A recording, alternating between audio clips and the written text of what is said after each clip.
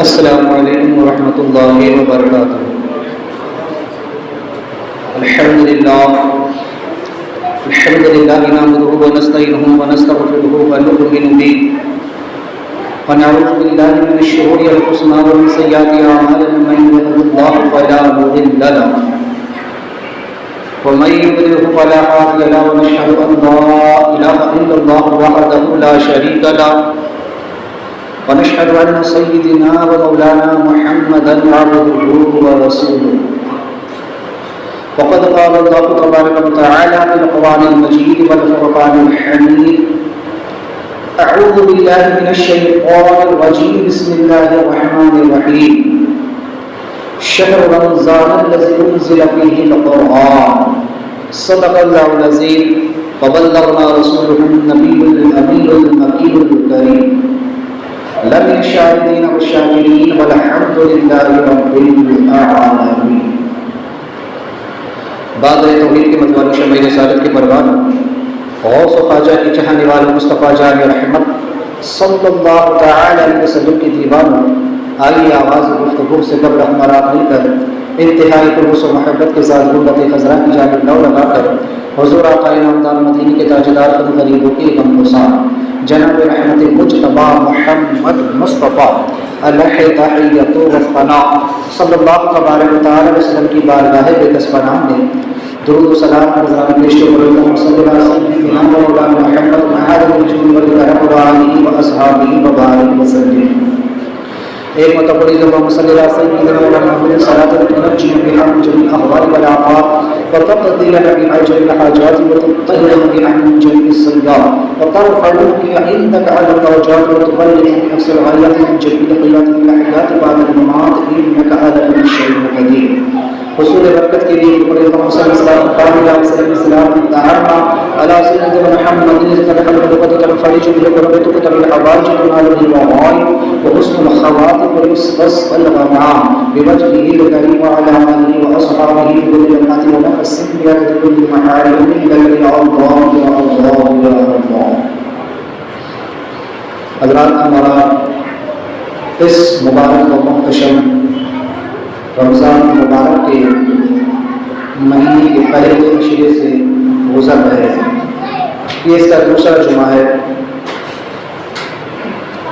اللہ تبارک و تعالی ارشاد فرماتا ہے شہر رمضان الذی انزل فیہ القرآن، رمضان کا وہ بابرکت مہینہ جس میں قرآن اتارا گیا ہے۔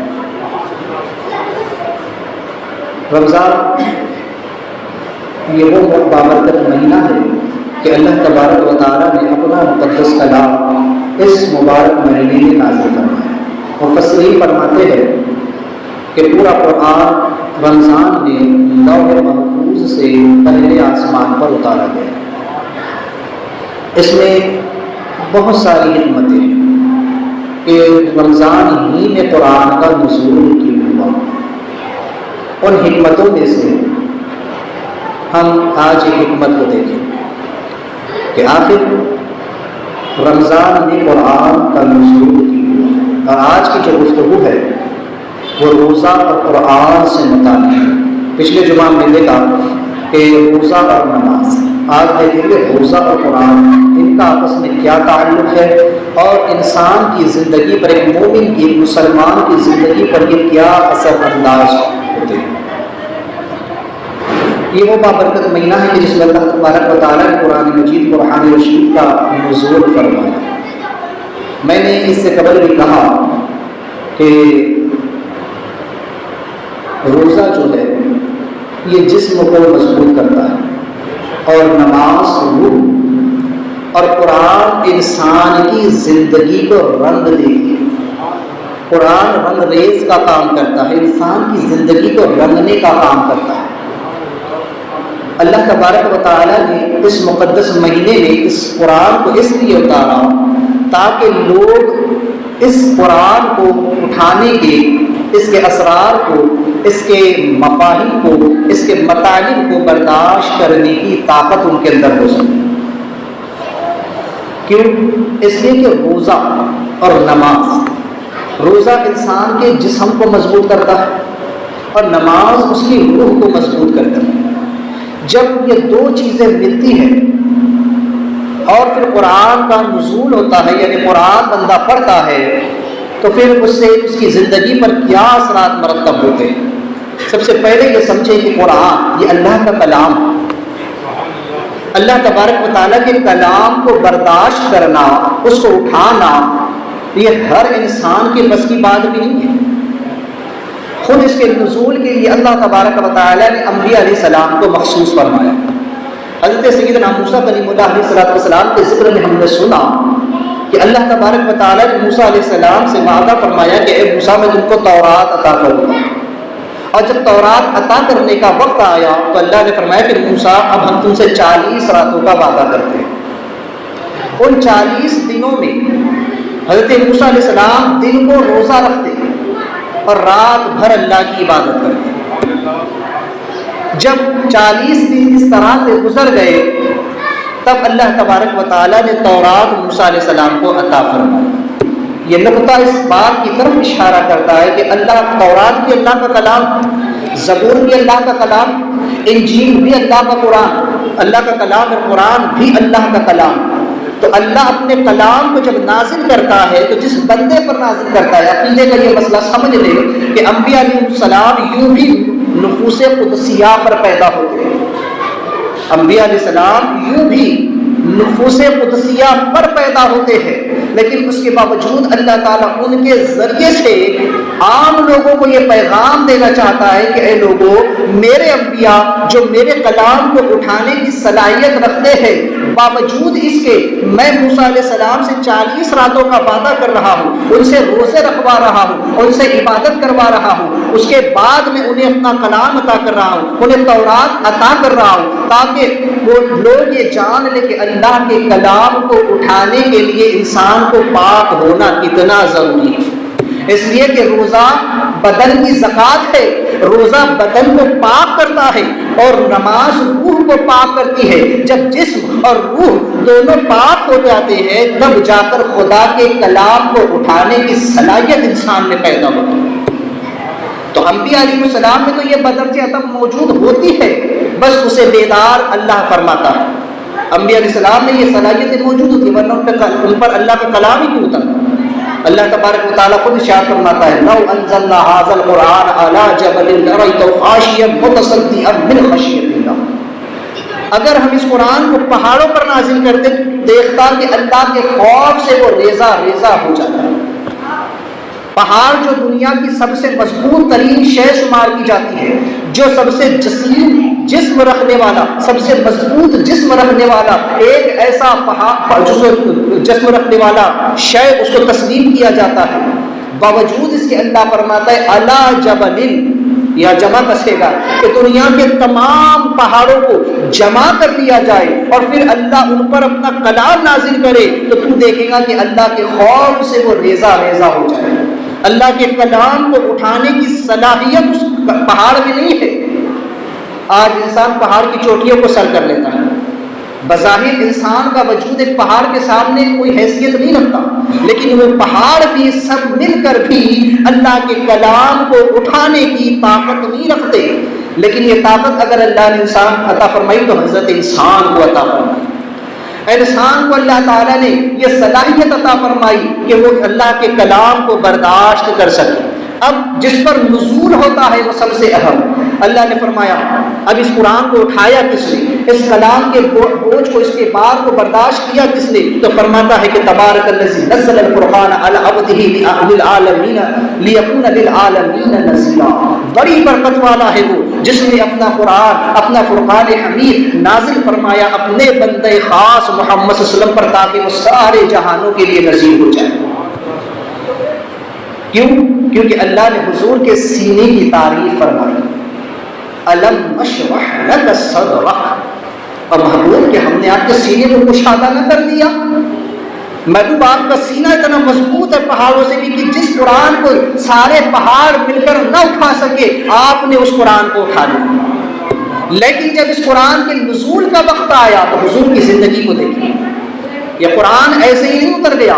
آقا کریم صلی اللہ علیہ وسلم 40 سال تک لوگوں کے سامنے اپنی جو زندگی پیش کر رہے ہیں، اسی میں سرکار کی زندگی کا ایک حصہ یہ بھی ہے کہ آقا کریم صلی اللہ علیہ وسلم نزول قرآن سے پہلے غار حرا میں جا کر کے معتکف رہتے، دن کو روزہ رکھتے اور رات بھر اللہ کی عبادت کرتے. آقا علیہ السلام نے روزہ رکھ کر، نماز پڑھ کر کے اپنے آپ کو، اپنی صلاحیت کو بیدار فرمایا، لوگوں کو ایک پیغام دیا، ایک درس دیا کہ اللہ کے کلام کو برداشت کرنا ہے تو پھر پہلے اپنی ذات، اپنے آپ کو مضبوط کرنا ہوگا، اپنے وجود کو مضبوط کرنا ہوگا، جسم کو روزے سے پاک کرنا ہوگا، روح کو نماز کے ذریعے سے پاک کرنا ہوگا. تب تم قرآن کے اسرار کو سمجھ سکو گے، قرآن کے مفاہیم کو سمجھ سکو گے، قرآن کے مطالب کو سمجھ سکو گے. تب تمہیں قرآن فہمی حاصل ہوگی، تب تم قرآن شناس ہو سکو گے. اس سے قبل اگر انسان گندگی کی حالت میں رہے اور قرآن کی تلاوت بھی کرے تو پھر آقا علیہ السلام فرماتے ہیں کچھ لوگ وہ ہوں گے جو قرآن تو پڑھیں گے لیکن ان کے حلق سے نیچے نہیں اترے. تو آقا علیہ السلام نے بھی اپنی زندگی کے اس حصے سے یہ پیغام دیا کہ قرآن اللہ کا کلام ہے اور اس کو برداشت کرنے کے لیے پہلے اپنے آپ کو مضبوط کرنا. تو حضور بھی غار حرا میں جا کر کے دن میں روزہ رکھتے، رات بھر عبادت کرتے، اور پھر اس کے بعد اللہ نے پہلی وحی کا نزول فرمایا، اقرأ باسم ربک الذی خلق، پڑھو اپنے رب کے نام سے جس نے پیدا کیا انسان. اب چونکہ قرآن یہ ایک علم کا سمندر ہے، اسی لیے چونکہ قرآن اللہ تعالیٰ کیا، قرآن میں کیا ہے؟ علم ہے. تو چونکہ اس علم کو سمجھنے کے لیے انسان کا پاک ہونا ازحد ضروری ہے، قرآن کے اسرار کو اٹھانے کے لیے انسان کا پاک ہونا بے حد ضروری ہے، تب جا کر وہ قرآن کے اسرار کو سمجھ سکتا ہے. کیونکہ اللہ نے فرمایا کہ قرآن کیا ہے؟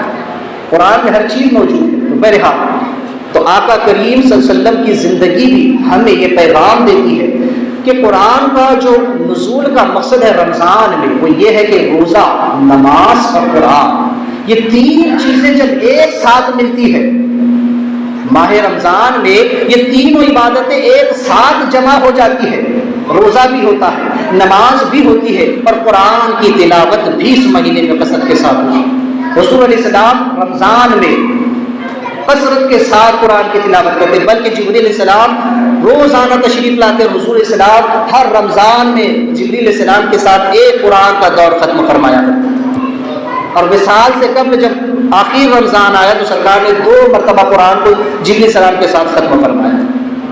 تو ہمارے اسلاف نے بھی ہمیں یہی درس دیا، یہ پیغام دیا کہ قرآن اللہ کا کلام ہے اور اس کلام کو اگر برداشت کرنا ہے، اس قرآن کو اگر کبھی اپنے اندر سمانا ہے، یہ قرآن انسان کی زندگی کو رنگتا ہے. لیکن وہ کب ہے؟ اس کی یہ کنڈیشن ہے کہ پہلے انسان روزہ دار ہو اور پھر وہ نمازی بھی ہو، پھر وہ قرآن کی تلاوت کرے، تب جا کر کے اس پر قرآن کے علوم کھلتے ہیں. اس کے لیے میں آپ کے سامنے صرف 2 مثالیں رکھوں گا. دنیا اسلام کی 2 مقتدر ہستیاں، دنیا اسلام کی وہ 2 شخصیات جن پر آج پوری دنیا ناز کرتی ہے، انہوں نے قرآن سے جن علوم کو نکال کر کے ہمارے سامنے رکھا ہے، ان میں سب سے پہلی جو ذات ہے جسے ہم اور آپ امام الائمہ، کاشف الامہ، سراج الامہ، امام اعظم ابو حنیفہ نعمان بن ثابت کے نام سے یاد کرتے ہیں.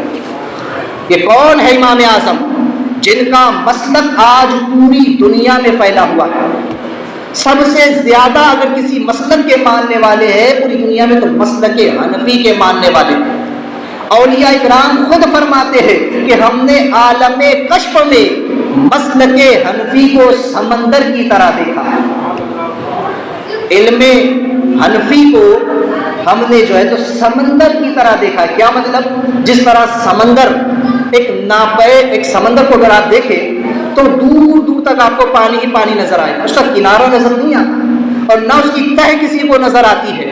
فرماتے ہیں کہ علم مسلک حنفی مثل سمندر کے ہے، اس کا علم جو ہے وہ مثل سمندر کے، کہ دور دور تک اس کا کنارہ نظر نہیں آتا اور اس میں علم کے مسائل کے وہ مسائل موجود ہیں کہ قیامت تک آنے والے انسانوں کے لیے مسئلہ کافی. اب امام اعظم کو یہ مقام اور یہ مرتبہ کیسے حاصل ہوا؟ تو امام اعظم کی زندگی اگر ہم دیکھیں تو بس میں ایک بات عرض کرتا ہوں کہ امام اعظم رضی اللہ تبارک و تعالی عنہ رمضان میں 61 مرتبہ قرآن ختم فرمایا کرتے تھے، 61 مرتبہ قرآن ختم فرماتے رمضان میں۔ آج ہم سے ایک قرآن بھاری پڑتا ہے، یہ امام اعظم رضی اللہ تبارک و تعالی عنہ ہے کہ رمضان میں 61 قرآن ختم فرماتے، دن میں بھی، رات میں بھی، اور ایک تراویح میں بھی۔ اس طرح 61 قرآن رمضان میں ختم فرماتے، روزہ بھی ہوتا، نماز بھی ہوتی، اپنی تجارت بھی ہوتی اور قرآن کی تلاوت بھی ہوتی۔ لوگ سمجھ رہے ہوں گے کہ آپ تجارت کرنا چھوڑ دیتے ہو یا آپ جو تو یہ کمانا چھوڑ دیتے، نہیں، رزق حلال کمانا یہ بھی عبادت ہے۔ امام اعظم نے ہمیں یہ کر کے دکھایا ہے کہ لوگوں زندگی ایسے بھی گزاری جاتی ہے، اللہ کی عبادت ایسے بھی ہوتی ہے، اور انسان روزی ایسے بھی کما سکتا ہے، روزہ بھی رکھے، نماز بھی ادا کرے، قرآن کی تلاوت بھی کرے، تراویح بھی پڑھے، چاش اشراق اوابین تہجد بھی پڑھے، تسبیح و تحلیل بھی کرے اور اپنی تجارت بھی کرے۔ تو امام اعظم کی یہ زندگی ہمیں پیغام دیتی ہے۔ آپ نے قرآن سے ایسی محبت کی، اور قرآن اچھا ایسا نہیں ہمارے جیسا نہیں کہ قرآن کو بس سرسری پڑھ کر کے نکل گئے۔ آج لوگ بس ایک قرآن ختم، 2 قرآن ختم، میں نے اتنے قرآن پڑھے، میں نے اتنے قرآن پڑھے۔ تو کیا پڑھ رہا ہے؟ مخارج کدھر جا رہے ہیں؟ زیر زبر کی کوئی فرق نہیں، یا لمن تعلمون میں کوئی فرق نہیں ہو رہا ہے، بس جو تو پڑھے جا رہے ہیں۔ یہ حال لوگوں کا نہیں۔ امام اعظم جب قرآن پڑھتے تو اس طرح سے پڑھتے کہ ایک ایک حرف بلکہ زیر زبر صاف صاف سنائی دیتا تھا، اس طرح سے وہ قرآن کی تلاوت کرتے تھے۔ تو اللہ نے ان کو وہ علوم ان پر کھولے، اور ان پر اللہ تبارک و تعالیٰ نے قرآن کے وہ علوم کھولے کہ امام اعظم کا مسلک ساری دنیا کے اندر پھیل گیا۔ آپ نے وہ مسائل امت کو دیے، امت کے سامنے فقہ حنفی کا وہ انسائکلوپیڈیا رکھا کہ قیامت تک آنے والے انسانوں کے لیے اس میں اپنے زندگی کے مسائل کا حل موجود ہے۔ کیوں؟ کیونکہ آپ نے روزہ بھی رکھا، نماز بھی پڑھی، قرآن کی تلاوت بھی کی، تو اللہ نے اس قرآن کی برکت سے، روزہ نماز کی برکت سے وہ علوم عطا فرمائے کہ آج پوری دنیا میں مسلک پھیلا ہوا ہے۔ اور دوسری ذات جسے ہم، وہ ذات ہے کہ غوث اعظم، پیر لاسانی، محبوب سبحانی، قندیل نورانی، شہباز لامقامی، محبوب یزدانی، حضور شیخ محی الدین ابو محمد عبد القادر جیلانی، پیران پیر، بڑے پیر غوث الاعظم دستگیر کے نام سے یاد کرتے ہیں۔ اور غوث اعظم جو حضور کی آل ہے، جو حضور کی اہل بیت ہے، میرے آقا علیہ السلام فرماتے ہیں کہ لوگوں تمہارے درمیان 2 چیزیں چھوڑ کر جا رہا ہوں، قرآن اور اہل بیت، ان کو مضبوطی سے پکڑ لو، کبھی گمراہ نہیں ہوں گے۔ اللہ نے فرمایا شہر رمضان الذی انزل فیہ القرآن، رمضان کا وہ بابرکت مہینہ جس میں قرآن اترا، اور غوث پاک وہ ہے کہ جن کی ولادت بھی رمضان میں ہو رہی ہے، قرآن بھی رمضان میں اترا، غوث پاک کی ولادت بھی رمضان میں ہو رہی ہے۔ پہلی رمضان کو غوث پاک اس خاکدان گیتی پر قدم رنجہ فرما ہوتے ہیں اور دنیا کو پیغام دے رہے ہیں کہ اسی دن سے آپ نے روزہ رکھا، اسی دن سے روزہ رکھ کر امت کو پیغام دیا کہ میں ابھی سے روزہ دار ہوں، میں شیر خارگی کے عالم سے روزہ دار ہوں۔ اور جب آپ سن شعور تک پہنچتے ہیں تو نمازوں کا بھی عالم، عبادات کا عالم، اس کے بعد فرماتے ہیں کہ میں تو 40 سال تک عراق کے جنگلوں میں بھٹکتا رہا، نہ کوئی مجھے جانتا نہ میں کسی کو جانتا، 15 سال تک عشاء کے وضو سے فجر کی نماز ادا کرتا رہا، اور روزانہ رات میں ایک پیر پر کھڑے ہو کر پورا قرآن ختم کرتا رہا۔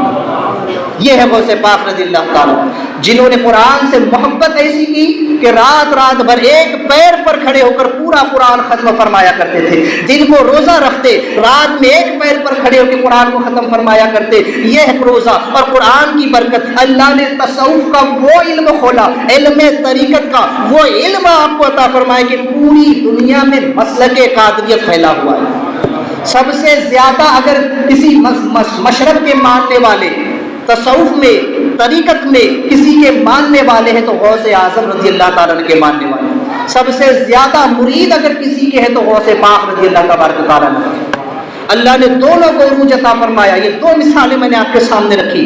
تو علماء جنہوں نے قرآن پر جو ہے تو جنہوں نے قرآن کے تحفظ کیا تو اللہ نے علم شریعت عطا فرمایا، اور اولیاء کو اللہ نے علم طریقت عطا فرمایا۔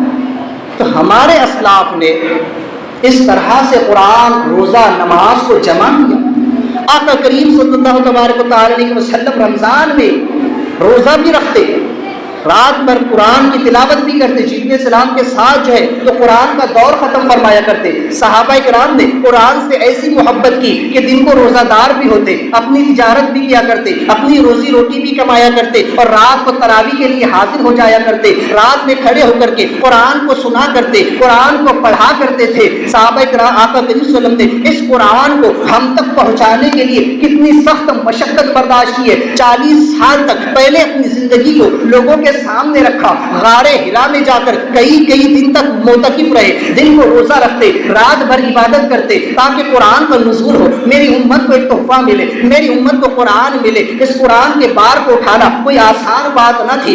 راوی فرماتے ہیں کہ جب حضور پر قرآن اترتا تھا تو اس کی گرانی ایسی ہوتی تھی، اس کا جو ہے تو قوت برداشت کا معاملہ ایسا ہوتا تھا کہ سرکار صلی اللہ علیہ وسلم کی پیشانی پر پسینے کے آثار موتیوں کی مانند نظر آتے تھے۔ سرکار کی پیشانی اقدس پر پسینہ موتیوں کی طرح ابھر کر کے آتا۔ ہم نے پوچھا رسول اللہ کہ قرآن کا اس قدر بار ہے؟ فرمایا ہاں تم کیا جانو اس کا کیا بار ہے۔ تو آقا علیہ السلام نے کس کے لیے کیا؟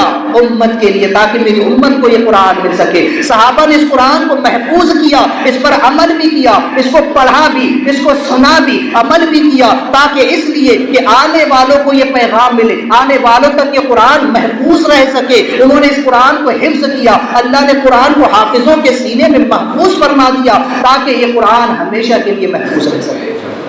اولیاء کاملین نے، علماء ربانین نے اس قرآن پر محنتیں کی، اس کی تفاسیر لکھی، اس کے مفاہیم، اس کے مطالب، اس کو سب کچھ جو ہے آسان کر کے آج ہمارے سامنے پیش کر دیا تاکہ ہم اس سے سیکھ سکے۔ کیونکہ میں نے کہا کہ قرآن رنگ ریز ہے، قرآن انسان کی زندگیوں کو رنگ دیتا ہے۔ میں ایک مثال آپ کے سامنے رکھوں کہ میں نے کہا تھا اس سے قبل بھی، روزہ جو ہے تو انسان کے جسم کو مضبوط کرتا ہے، اور نماز روح کو، اور قرآن انسان کی زندگی کو رنگ دیتا ہے۔ اس کی مثال آپ سمجھیں، ایک سیب کی طرح۔ اب سیب، ہر انسان نے سیب دیکھا ہے۔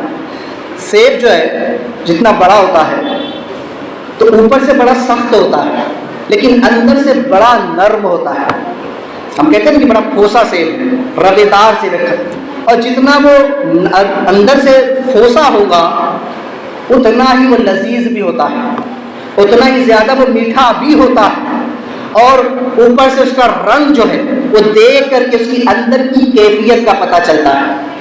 اگر سیب کا رنگ جتنا اوپر سے گہرا ہوگا تو سمجھ میں آ جاتا ہے کہ یہ اندر سے اتنا زیادہ میٹھا اور اچھا ہوگا۔ تو یہ رنگ اندر کی کیفیت کا پتہ دیتا ہے۔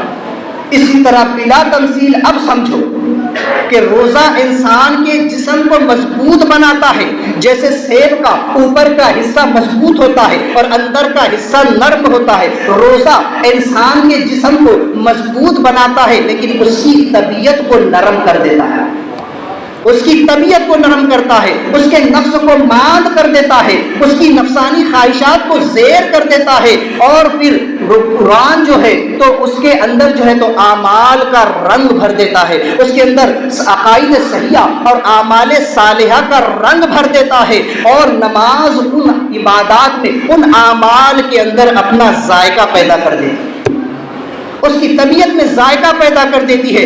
آپ دیکھیں کہ وہ لوگ جنہوں نے اپنے آپ کو شریعت و تصوف کے علم سے آراستہ و پیراستہ کر لیا، جو روزہ دار بھی ہے، جو نمازی بھی ہے، جو قرآن کی تلاوت بھی کرتے ہیں اور اخلاص کے ساتھ کرتے ہیں، وہ آپ کو بڑی نرم طبیعت کے مالک نظر آئے گے۔ ان کا جسم اوپر سے تو بڑا آپ کو سخت دکھے گا، لیکن طبیعت اندر سے بڑی نرم ہوگی، وہ بات کریں گے، وہ کلام کریں گے تو بڑی مٹھاس ہوگی۔ ان کے اعمال کو، ان کے افعال کو اگر آپ دیکھو گے تو ان سے خوشبو محسوس ہوگی، ہر ایک کی طبیعت ان کی طرف مائل ہوگی۔ جیسے ایک اچھے سیب کا رنگ دیکھ کر کے ہر کوئی اس کی طرف متوجہ ہوتا ہے، ہر کوئی اس کی طرف جاتا ہے کہ اس کو خریدنا ہے، اسی طرح انسان کے اعمال سے جب اس کے اعمال اچھے ہوتے ہیں، جب اس کی گفتگو اچھی ہوتی ہے، اس کا کردار اچھا ہوتا ہے، تو مخلوق خدا خود بخود اس کی طرف سمٹ کر کے چلی آتی ہے۔ تو یہ سب حاصل ہوتا ہے ان عبادات کے ذریعے سے۔ تو قرآن جو ہے یہ علم ہے، قرآن کیا ہے؟ علم ہے، اور قرآن میں ہر چیز کا علم موجود ہے۔ ولا رطب ولا یابس الا فی کتاب مبین۔ اللہ فرماتا ہے کہ کوئی شے خشکی میں، کوئی ذرہ خشکی میں اور کوئی قطرہ تر میں ایسا نہیں کہ جو اس قرآن مجید میں نہ لکھا ہوا۔ وَعَلَّمَ آدَمَ الْأَسْمَاءَ كُلَّهَا، اللہ فرماتا ہے کہ ہم نے آدم علیہ السلام کو تمام اشیاء کا علم سکھایا۔ اور حضور کے بارے میں فرماتے ہیں وَعَلَّمَكَ مَا لَمْ تَكُنْ تَعْلَمْ وَكَانَ فَضْلُ اللَّهِ عَلَيْكَ عَظِيمًا، کہ محبوب آپ کو وہ سب کچھ سکھا دیا جو آپ نہیں جانتے تھے۔ اور فرماتا ہے کہ محبوب اور عرض کرو اللہم ربی زدنی علما، کہ اللہ میرے علم میں اضافہ عطا فرما۔ سب سے پہلی جو وحی نازل فرمائی وہ بھی یہی اقرا باسم ربک الذی خلق، پڑھو اپنے رب کے نام سے جس نے پیدا کیا انسان۔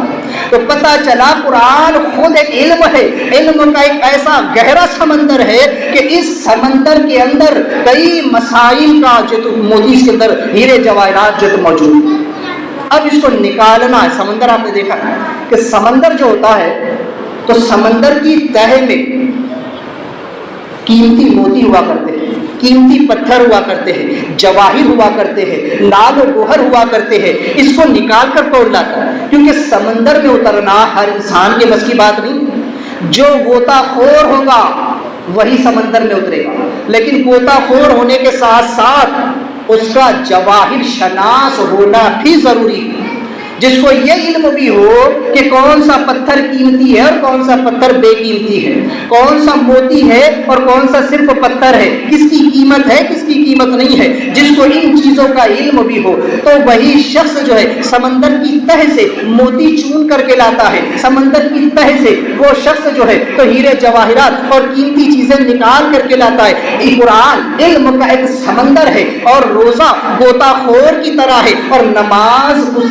اس کو جو ہے تو ان چیزوں کی شناس کراتی ہے، ان چیزوں سے وہ شناس کراتی ہے، ان چیزوں کا علم عطا کرتی ہے کہ اچھے پاکیزہ اخلاق کیا ہے۔ قرآن سے انسان کو جو ہے تو عقائد حقہ اور اعمال صالحہ کے پھر جو جواہر ملتے ہیں، اور جو شریعت کا علم اور جو طریقت کا علم نکل کر کے آتا ہے، تو وہ پھر ہمیں امام اعظم اور غوث اعظم کی زندگی سے ملتا ہے۔ ان اولیاء اور علماء نے ہمیں بتایا، کیونکہ یہ وہ غواص بحر معرفت ہے اور وہ غواص بحر شریعت ہے کہ جنہوں نے امام اعظم نے اس قرآن کی گہرائی سے علم شریعت کو نکال کر کے لایا، اور غوث اعظم نے علم طریقت کو نکال کر کے لایا۔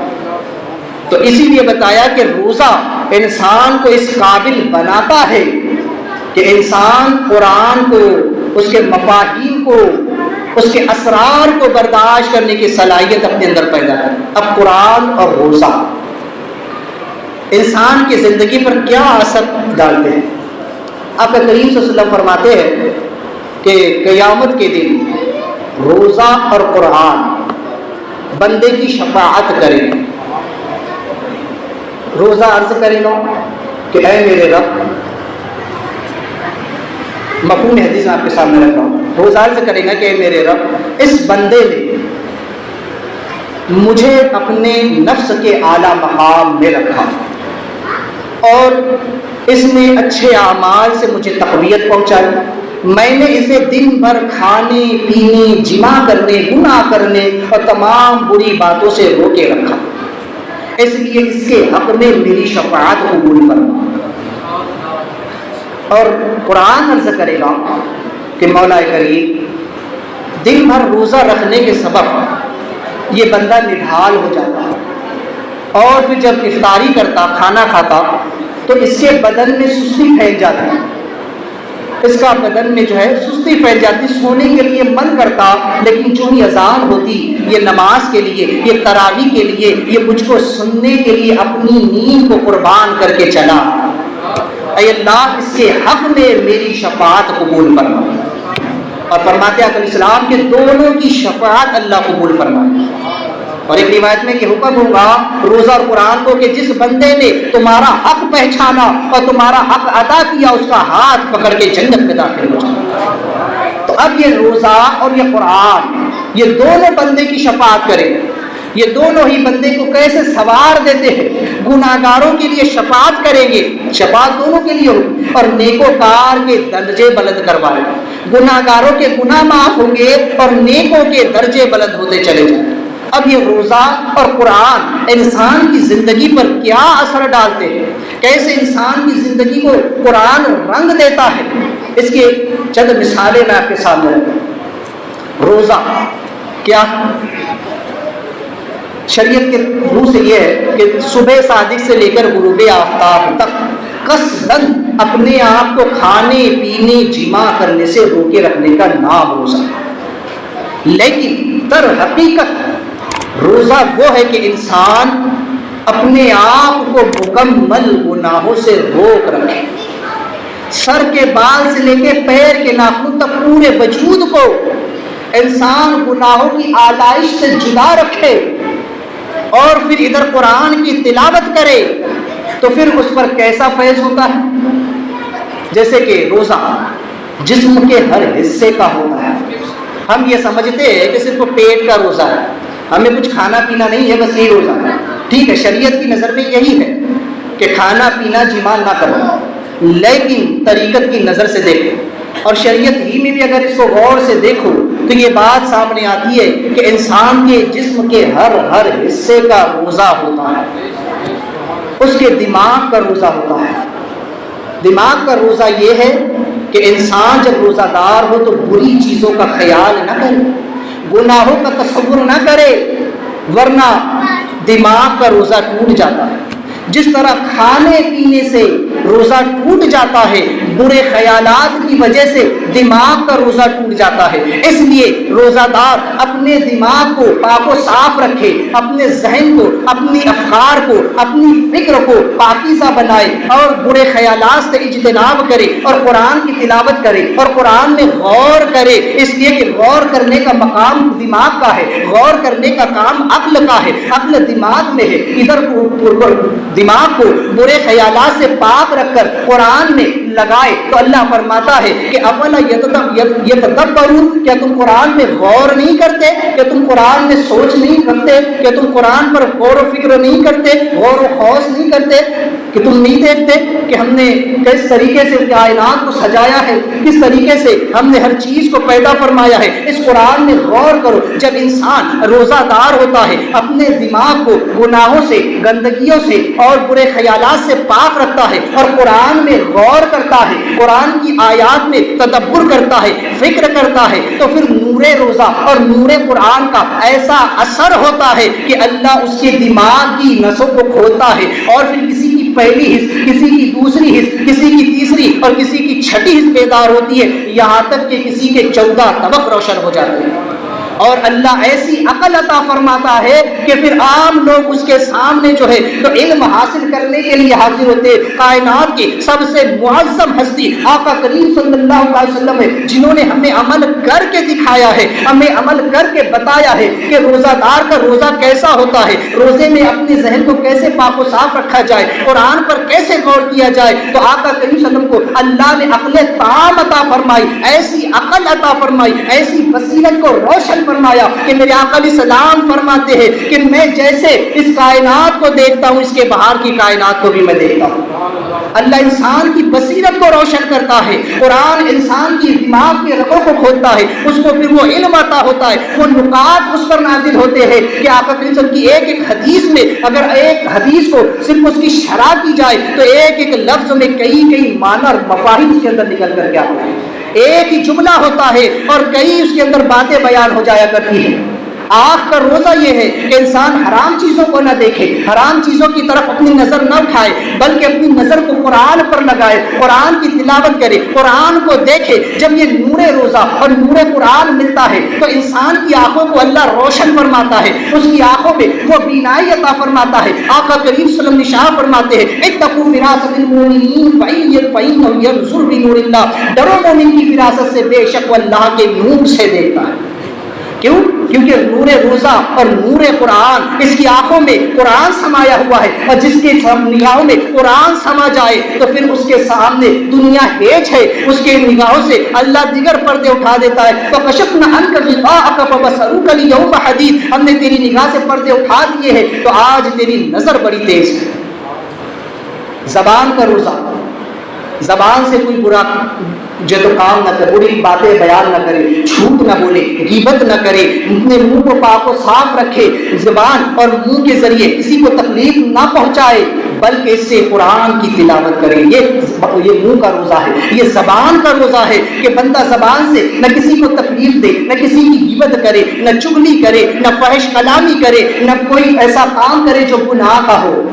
جب بندہ قرآن پڑھتا ہے اس کا منہ کا روزہ ہوتا ہے، زبان کا روزہ ہوتا ہے، اور پھر اس سے قرآن کی تلاوت کی جاتی ہے تو اللہ اس کی زبان میں وہ تاثیر عطا فرماتا ہے، اللہ اس کی زبان میں وہ کرامت عطا فرماتا ہے، بندہ کہتا ہے اللہ پورا فرما دیتا ہے۔ وہ زبان جس کو سب کن کی کنجی کہے اس کی نافذ حکومت پہ لاکھوں سلام۔ میرے آقا نے عمل کر کے دکھایا، اللہ تعالیٰ نے وہ قدرت عطا فرمائی کہ پھر آقا علیہ السلام جو فرما دیتے اللہ تعالیٰ اسے فوراً پورا فرماتے۔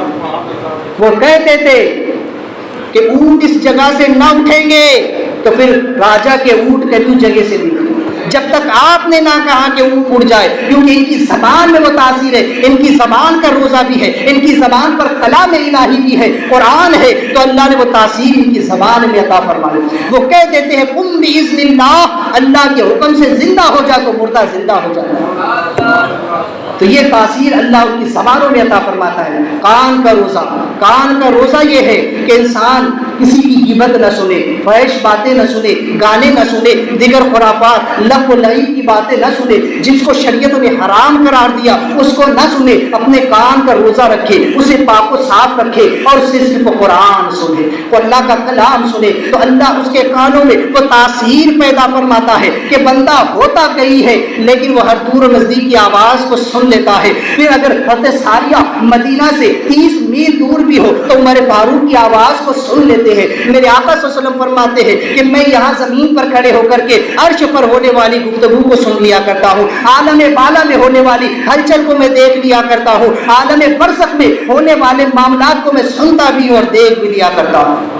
اللہ وہ طاقت عطا فرماتا ہے کہ رسول علیہ السلام خود فرماتے ہیں کہ میں پوری کائنات کو مثل ہتھیلی کے دیکھتا ہوں۔ سرکار غوث پاک فرماتے ہیں کہ میں پوری کائنات کو ایسے دیکھتا ہوں جیسے ہاتھ پر رائی کے دانے۔ اللہ ان کی زبانوں میں وہ تاثیر عطا فرماتا ہے، اللہ ان کے کانوں میں وہ تاثیر عطا فرماتا ہے کہ پھر یہ ہوتے کہیں ہے لیکن دور و نزدیک کی آواز کو سن لیا کرتے ہیں، دور و نزدیک کے جو تو ان کے لیے کوئی بات نہیں ہوتی، کہیں سے بھی بندہ پکارے، کہیں سے مرید پکارے، غوث پاک فرماتے ہیں میرا مرید مشرق میں ہو میں مغرب میں ہوں، مجھ کو وہاں سے پکارے میں اس کی آواز کو سن لیتا ہوں، اس کی مدد کے لیے حاضر ہوتا ہوں۔ انہوں نے اپنے کانوں کو اللہ کے کلام کی طرف لگایا ہے۔ اسی طرح سے نام کا روزہ کہ حرام چیزوں کو نہ سنے، جس کے سننے کو شریعت نے منع کر دیا اس سے اپنے آپ کو روکے رکھے، اپنی ناک کو روکے رکھے، اور کلام پاک کی جب بندہ تلاوت کرتا ہے اللہ کو نور عطا فرماتا ہے کہ پھر یہ رہتا کہیں ہے لیکن دور اس کی بھی خوشبو کو وہ سن لیا کرتا ہے۔ حضرت سیدنا یعقوب علیہ السلام ملک کنعان میں ہے اور یوسف علیہ السلام مصر میں، یہ وہیں سے ان کی جو ہے تو خوشبو کو سن رہے ہیں۔ میرے آقا علیہ السلام امام حسن و حسین کو سن کر فرماتے ہیں کہ یہ جنت کے 2 پھول ہیں۔ تو سونگنے کی اللہ وہ طاقت عطا فرماتا ہے کہ پھر بندہ رہتا کہیں ہے لیکن ہر جگہ کی وہ خوشبو کو سونگ بھی لیا کرتا ہے۔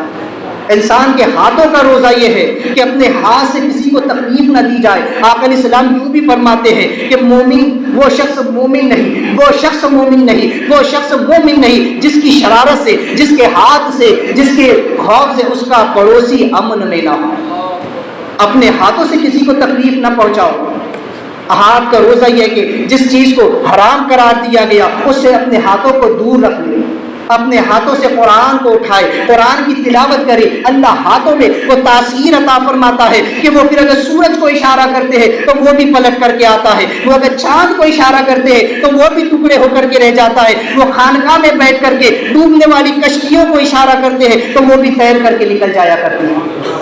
یہ اللہ اپنے بندوں کو کرامت عطا فرماتا ہے۔ یہ ہے نور قرآن، یہ ہے نور روزہ کہ جب بندہ اپنے پیروں کا روزہ رکھتا ہے کہ شریعت نے جس طرف قدم اٹھانے سے حرام قرار دے دیا، منع کر دیا، گناہوں سے اپنے پیروں کو روک لیتا ہے، وہ اپنے قدم کو مسجد کی طرف بڑھاتا ہے، نماز کی طرف بڑھاتا ہے، قرآن کی تلاوت کی طرف بڑھاتا ہے، اللہ اس کے قدموں میں وہ نور عطا فرماتا ہے، وہ کرامت عطا فرماتا ہے کہ ایک ہی قدم میں وہ زمین و آسمان کی وسعتوں کو طے کر لیتا ہے۔ میرے آقا صلی اللہ علیہ وسلم معراج کی شب جب رف کی سواری بھی چھوٹ گئی اور جب پیدل چلنے لگے تو ایک قدم میں 500 برس کی راہ طے کرتے. ہزاروں اولیاء کے واقعات ہیں، ایک ہی قدم میں ایک قدم اٹھایا اور ایک ملک سے دوسرے ملک میں پہنچ گئے. انہوں نے اپنے آپ کو بنایا. کیوں؟ کیونکہ قرآن نے ان کی زندگی کو رنگ دیا ہے. یہی قرآن جب انسان کے دل کا روزہ ہوتا ہے تو دل کا روزہ یہ ہے کہ انسان اپنے دل سے نفسانی خواہشات کو ترک کر دے، اپنے دل سے برے خیالات کو نکال دے، دل میں اللہ و رسول کی یاد کو رکھے، دل میں قرآن کو رکھے، قرآن کو بسائے اپنے دل کے اندر. تو پھر اللہ تبارک و تعالیٰ نور قرآن، نور روزہ کے ذریعے اس کے دل کو روشن کرتا ہے. فرماتا ہے اللہ بذکر اللہ تطمئن القلوب، سن لو بے شک اللہ کے ذکر سے دل چین میں آتے ہیں، اللہ کے ذکر سے دل قرار پکڑتے ہیں. اللہ کا ذکر کیا ہے؟ یہ قرآن اللہ کا ذکر ہے، یہ قرآن اللہ کا ذکر ہے. جو قرآن پڑھتا ہے وہ اللہ کا ذکر کرتا ہے، اس کا دل مضبوط رہتا ہے، اس کا دل پاک رہتا ہے. اور جب دل کا روزہ ہوتا ہے اور قرآن کا نور اس پر پڑتا ہے تو اللہ علم لدنی عطا فرماتا ہے. پھر وہ علم کے دروازے کھلتے ہیں کہ موسیٰ علیہ السلام کو حکم ہوتا ہے کہ جا کر خضر سے ملاقات کرو. اللہ وہ علم عطا فرماتا ہے کہ پھر جو علم اور لوگوں سے پوشیدہ ہے وہ اولیاء اللہ اس علم کو کھولتے ہیں، اس علم لدنی کو ظاہر فرماتے ہیں. سیدنا سرکار ابو ہریرہ رضی اللہ تعالیٰ عنہ خود فرماتے ہیں میں نے سرکار صلی اللہ علیہ وسلم سے 2 طرح کا علم حاصل کیا، ایک علم شریعت اور ایک علم باطن. جو میں نے ایک علم ظاہر ہے وہ تمہیں بتا دیا، لیکن علم باطن اگر میں تمہارے سامنے تھوڑا بھی کھولوں تو تم میری گردن قلم کر دو. تو یہ علم باطن ہے جو دلوں میں اترتا ہے. میرے آقا علیہ السلام فرماتے ہیں کہ میرے دل میں کوئی بات ایسی نہیں جو میں نے ابو بکر کے دل میں نہ ڈالا. سینے کا روزہ یہ کہ انسان اپنے سینے کو بغض، حسد، کینہ اور تمام بری چیزوں سے پاک و صاف رکھے. اگر دل میں بغض آ جائے، حسد ہو، کینہ ہو تو اس کا سینے کا روزہ ٹوٹ جاتا ہے. سینے کو ان تمام برائیوں سے پاک رکھے اور اس پر قرآن کا نور ڈالے، اس میں قرآن کو محفوظ کرے تو پھر سینہ ایسا روشن ہوتا ہے کہ پھر اس سینے میں تمام علوم کو اللہ تبارک و تعالیٰ جمع فرما دیتا ہے. علم شریعت، وہ علم طریقت کو اس میں جو تو ظاہر فرماتا ہے. اور اللہ نے اپنے محبوب کے سینے کی تعریف فرمائی، الم نشرح لک صدرک، محبوب کے ہم نے آپ کے سینے کو کشادہ نہ کر دیا کہ وہ قرآن، وہ کلام، وہ علم جس کو پہاڑ نہ اٹھا سکے آپ کے سینے نے اس کو اٹھا دیا. جب حضور کی اس سنت پر عمل کرتے ہوئے اب آپ کے امتی اس اپنے سینے کو کینے سے پاک کرتے ہیں، برائیوں سے پاک کرتے ہیں اور قرآن کو اپنے سینے میں رکھتے ہیں تو اللہ ان کے سینوں میں اپنے راز رکھ دیتا ہے اور اسے پاک فرماتے ہیں فَلَوْ أَلْقَيْتُ سِرِّي فِي بِحَارٍ لَصَارَ الْكُلُّ غَوْرًا فِي الزَّوَالِ. وہ راز جو اللہ نے میرے سینے میں رکھے ہیں اگر میں ایک راز بھی کھول دوں تو پھر جو ہے تو ریت جو ہے، پہاڑ جو ہے وہ ریزہ ریزہ ہو کر کے ریت میں مل جائے. سمندر پر ظاہر کروں تو سمندر کا پانی خشک ہو جائے. کسی مردے پر میں ایک راز کھول دوں جو اللہ نے میرے سینے میں رکھا ہے تو مردہ اللہ کے حکم سے زندہ ہو جائے. تو اللہ ان کے سینوں کو ایسا مضبوط بناتا ہے اور وہ نور قرآن سے ان کے سینے ایسے روشن ہوتے ہیں. جب انسان اپنے نفس کا روزہ رکھتا ہے، تمام نفسانی خواہشات کو چھوڑ دیتا ہے، روزے میں تمام چیزوں کو چھوڑتا ہے، حرام سے تو بچنا ہی بچنا ہے، حلال سے بھی اپنے آپ کو روکتا ہے، اپنے نفس کو بچا کر کے رکھتا ہے. اور جب قرآن کی تلاوت کرتا ہے اور قرآن کا نور جب اس کے نفس کے نور پر پڑتا ہے تو اس کا نفس امارہ نفس مطمئنہ میں تبدیل ہوتا ہے. اس کا برا نفس پاکیزہ نفس بن جاتا ہے، نفس امارہ نفس مطمئنہ بنتا ہے اور ایسا روشن ہوتا ہے کہ جب موت کا وقت آتا ہے تو فرشتے آ کر کے کہتے ہیں یا ایتھا النفس المطمئنہ ارجعی الی ربک راضیۃ مرضیہ وادخلی فی عبادی وادخلی جنتی. اے پاکیزہ نفس، اے اطمینان والے نفس، اے وہ نفس جس نے اپنے آپ کو روکے رکھا، اے وہ نفس کہ جس نے اپنے آپ کو گناہوں سے روکا، اے وہ نفس کہ جس نے اللہ کی خاطر اپنے آپ کو حلال چیزوں سے روکے رکھا، آج اپنے رب کے پاس چل، اپنے رب کی طرف پلٹ اس حال میں کہ تیرا رب تجھ سے راضی ہے اور تو بھی اس سے راضی ہو جا اور اس کے نیک بندوں میں داخل ہو کر اس کی جنت میں داخل ہو جا. تو قرآن انسان کی زندگیوں کو رنگتا ہے، پورے وجود کو رنگ دیتا ہے. کیوں؟ کیونکہ قرآن ہمیں دعوت دے رہا ہے وَإِنَّكَ لَعَلَىٰ خُلُقٍ عَظِيمٍ، بے شک محبوب آپ کے اخلاق بڑے عظیم الشان ہیں. اب قرآن کہتا ہے کہ لَقَدْ كَانَ لَكُمْ فِي رَسُولِ اللَّهِ أُسْوَةٌ حَسَنَةٌ، کہ لوگوں تمہارے لیے محمد صلی اللہ علیہ وسلم کی، حضور علیہ السلام کی زندگی بہترین نمونہ عمل ہے. قرآن ہمیں دعوت دے رہا ہے کہ تم اس زندگی کو اپنے اندر ڈھال لو، اس لیے کہ حضور نے اپنی زندگی میں قرآن کو ڈھال لیا ہے، اس لیے کہ قرآن ہمیں عقائد صحیحہ بھی دکھاتا ہے اور اعمال صالحہ کی بھی ترغیب دیتا ہے، ہمیں حلال و حرام، صحیح و غلط، حق و باطل کی پہچان کراتا ہے، یہ فرقان بھی ہے، حق و باطل میں تمیز بھی کرتا ہے، اس لیے قرآن ہر چیز کا علم دیتا ہے۔ قرآن ہمیں دعوت دے رہا ہے کہ حضور کی اتباع کرو، فاتبعونی، کہ تم حضور کی اتباع کرو، لہٰذا حضور کی سنتوں پر عمل کرو۔ جو انسان حضور کی سنتوں کو اپنی زندگی میں ڈھال لیتا ہے، گویا وہ قرآن کو اپنے اندر ڈھال لیتا ہے، کیونکہ حضور نے قرآن پر عمل کر کے امت کو دکھایا ہے۔ تو لہٰذا قرآن انسان کی زندگی کو سنتوں کے رنگ میں رنگ دیتا ہے، اور جو زندگی قرآن کے سانچے میں ڈھل جائے، جو زندگی قرآن کے اصولوں پر کھری اتر جائے، جو زندگی حضور علیہ الصلوۃ والتسلیم کی سنتوں کے موافق ہو، پھر وہ انسان کامیاب ہے، وہ انسان دنیا میں بھی کامیاب ہے اور آخرت میں بھی کامیاب ہے۔ تو یہ قرآن ہے کہ جو انسان کی زندگیوں کو رنگ دیتا ہے۔ اللہ تعالیٰ ارشاد فرماتا ہے ھدی للمتقین، اس قرآن میں ہدایت ہے متقیوں کے لیے۔ اب قرآن میں ہدایت کس کے لیے؟ متقیوں کے لیے۔ اب متقی بنے کیسے؟ تو قرآن ہمیں بتاتا ہے یا ایھا الذین آمنوا کتب علیکم الصیام کما کتب علی الذین من قبلکم لعلکم تتقون، اے ایمان والو تم پر روزے فرض کیے گئے جیسا کہ تم سے پہلوں پر فرض تھے تاکہ تم متقی بن جاؤ، لعلکم تتقون، تاکہ تم متقی بن جاؤ۔ تو پتہ چلا روزہ متقی بناتا ہے اور اس متقی کو قرآن ہدایت دیتا ہے۔ اب جو روزہ ہی نہ رکھے وہ متقی نہ بنا تو قرآن سے کیا وہ ہدایت حاصل کرے؟ تو لہٰذا روزہ انسان کو متقی بناتا ہے اور قرآن اس متقی کو ہدایت دکھاتا ہے، اسے صراط مستقیم دکھاتا ہے۔ اللہ ارشاد فرماتا ہے وَنُنَزِّلُ مِنَ الْقُرْآنِ مَا هُوَ شِفَاءٌ وَرَحْمَةٌ لِّلْمُؤْمِنِينَ، بے شک ہم قرآن میں اتارتے ہیں شفا اور رحمت مومنوں کے لیے۔ تو قرآن میں دو چیزیں ہیں، شفا بھی ہے اور رحمت بھی ہے۔ اب میرے آقا علیہ السلام فرماتے ہیں روزہ کے متعلق کہ سحری کا کھانا برکت کا کھانا ہے، سحری کا کھانا رحمت کا کھانا ہے۔ اب سحری کیا ہے؟ روزہ کے لیے انسان صبح کاذب میں اٹھ کر کے جو چیز کھاتا ہے وہ سحری ہے، جو کھانا وہ کھاتا ہے وہ سحری ہے، اور آقا علیہ السلام فرماتے ہیں اس کھانے میں برکت ہے۔ اب دیکھیں کہ یہ ہو گیا اس کا ایک ظاہری معنی، اب اس کا ایک باطنی معنی کہ جو لوگ سحری کے وقت اٹھ کر تہجد کے وقت اٹھ کر تہجد پڑھتے، چاہے رمضان ہو یا غیر رمضان ہو، ایسا نہیں کہ رمضان بھی سحری کا وقت رہتا، رمضان کے علاوہ بھی رہتا ہے سحری کا وقت، جو لوگ سحری کے وقت اٹھتے ہیں، تہجد پڑھتے ہیں، قرآن پڑھتے ہیں، تو وہ قرآن ان کے لیے روحانی غذا ہے۔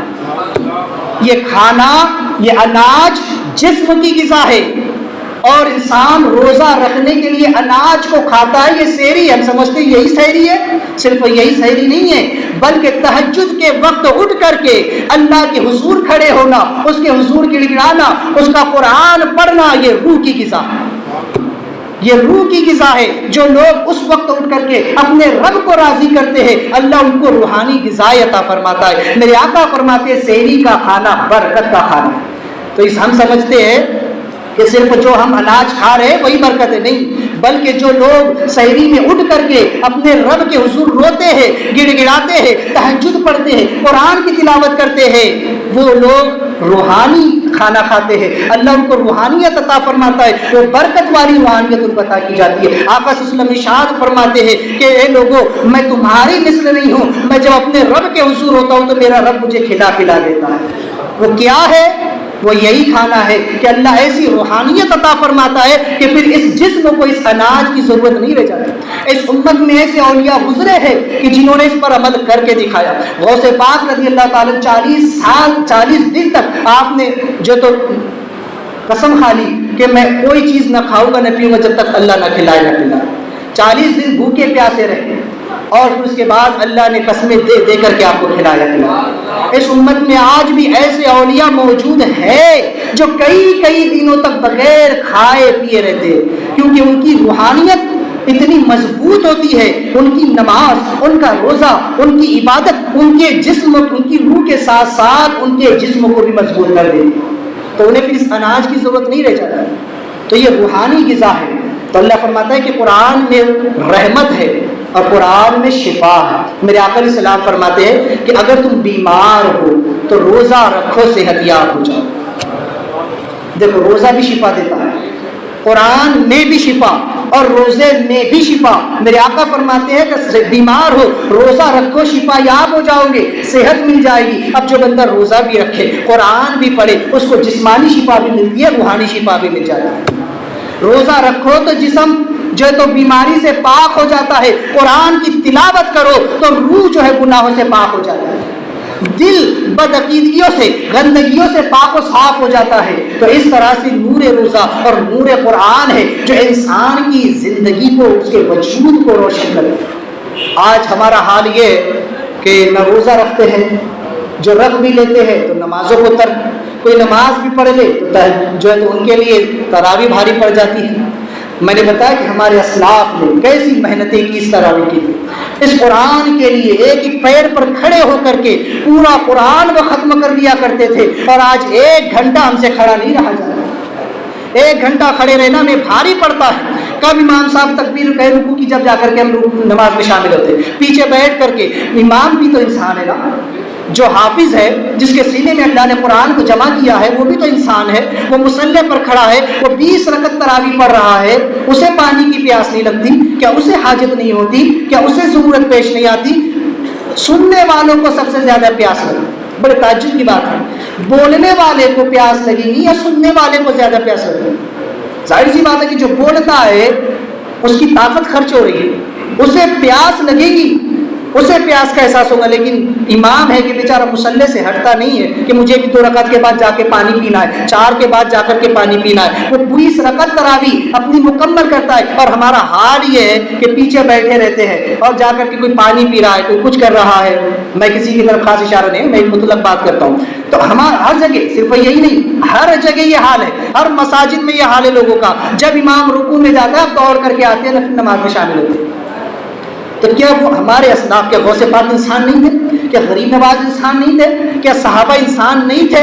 بے شک سب انسان تھے۔ انہوں نے بھی تو عمل کیا، انہوں نے بھی تو تراویح پڑھی، انہوں نے بھی تو رات بھر کھڑے ہو کر کے ایک ایک پیر پر کھڑے ہو کے پورا قرآن ختم کیا۔ ہم 1 گھنٹہ دونوں پیروں پر کھڑے ہو کے ایک اطمینان اور سکون کے ساتھ خدا کا کلام نہیں سن سکتے؟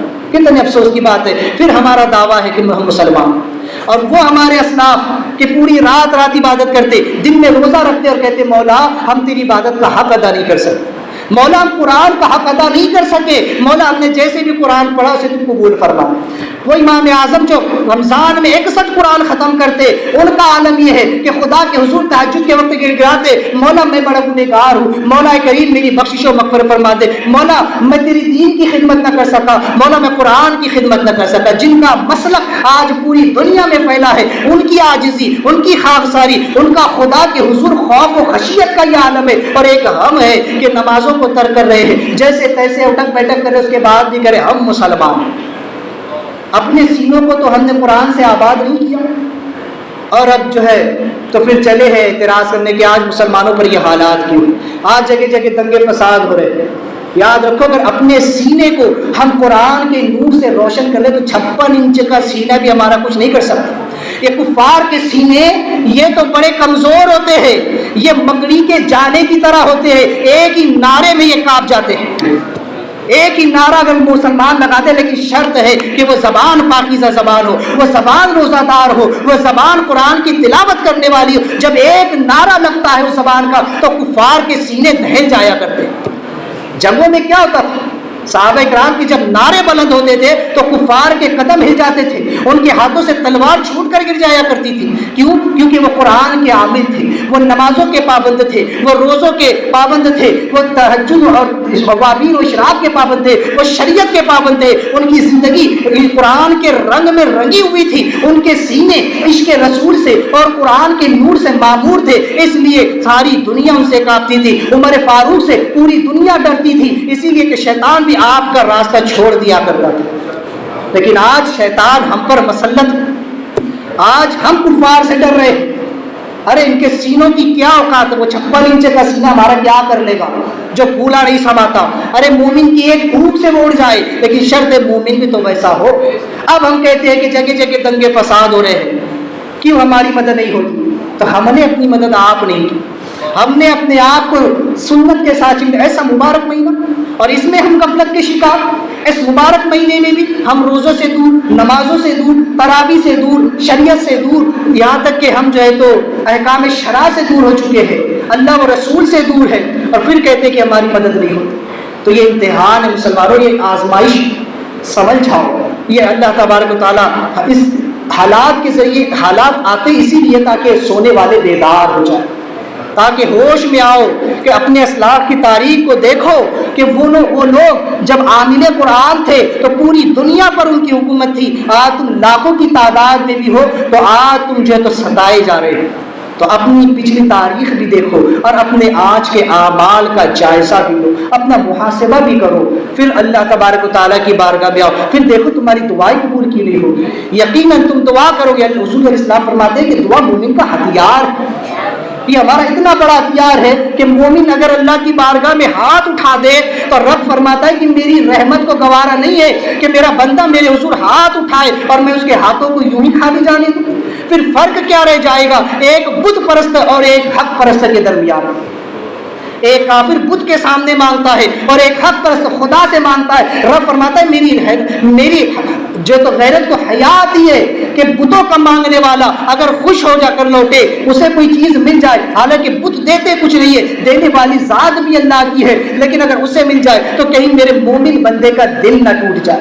اللہ مومنوں کے ہاتھ زمین پر واپس آنے سے پہلے ان کی دعاؤں کو قبول فرماتا ہے.